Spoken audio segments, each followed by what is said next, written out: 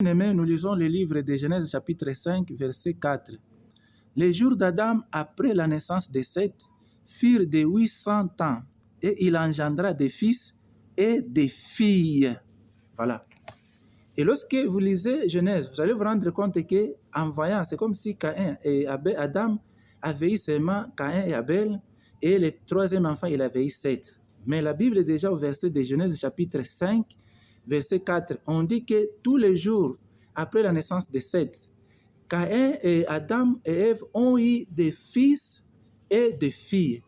Donc c'est pour dire que avant que Caïn puisse quitter chez lui, il y avait déjà des filles que Adam et Ève avaient déjà engendrées. Et d'ailleurs, d'après l'histoire, Adam et Ève avaient eu beaucoup d'enfants garçons et beaucoup d'enfants filles. Et ils se sont en train de se marier. Alors, Caïn, en quittant chez lui, quand on l'avait chassé, il est parti avec sa femme qui était sa sœur dans le vagabondage. Comme on a dit, aujourd'hui, tu seras et je serai errant et vagabond.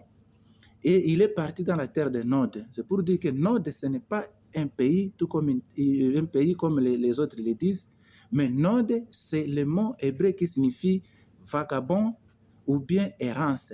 Donc, Caïn était parti dans le vagabondage avec sa sœur comme femme, comme c'était sa femme, et il est parti, c'est là qu'il a construit la première ville, qu'il a donné le nom à cette ville, le nom de son fils Enoch. Alors, vous allez vous rendre compte que les personnes mal intentionnées, tout comme les personnes ignorantes, ils peuvent déjà utiliser ces versets pour dire que non, la Bible contient des erreurs. D'ailleurs, ce n'est pas Adam et Ève qui sont les premières personnes. Il y avait d'autres qu'on avait créés, la Bible nous a menti. La Bible n'a pas menti, mais sauf que c'est la mauvaise compréhension.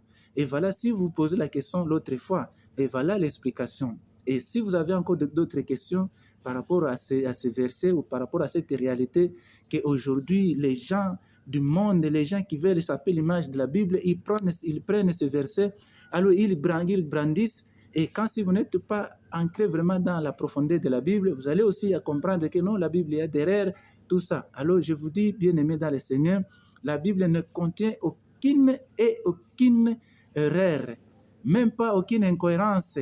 Tout c'est bien planifié, c'est Dieu qui lui-même qui a parlé, qui a écrit la Bible au travers différents auteurs, comme nous l'avons souligné déjà dans nos vidéos précédentes. Dieu il a utilisé des personnes pour véhiculer le message.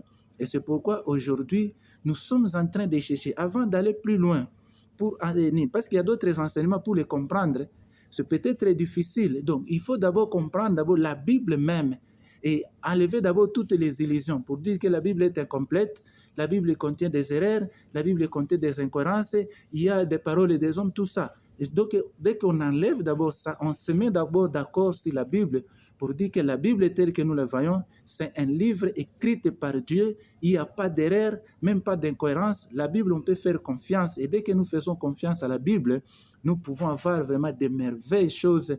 Nous pouvons avoir la vie éternelle et beaucoup d'avantages qui se trouvent dans la Bible. C'est pourquoi nous y allons très lentement. Il y a tellement beaucoup de choses qu'on va parler dans la Bible, vous allez aimer. Et abonnez-vous toujours à ma chaîne. À chaque fois qu'il y a une publication, pour que vous puissiez avoir déjà la notification. Que Dieu vous bénisse. Merci beaucoup.